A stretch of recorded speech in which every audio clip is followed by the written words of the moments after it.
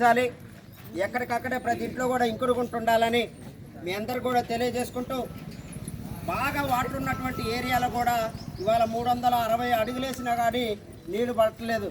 దానికి కారణం వర్షపు నీటిని ఎక్కడ కూడా మనం నిల్వ చేయలేకపోతే ప్రధాన కారణం. కాబట్టి అందరూ కూడా భవిష్యత్తు తరాలు బాగుండాలంటే అందరం కూడా నీటిని నిల్వించుకోవాలని తెలియజేసుకుంటూ మా అన్న మల్లన్న మాట వినయ్యో మా పాట వినయ్యా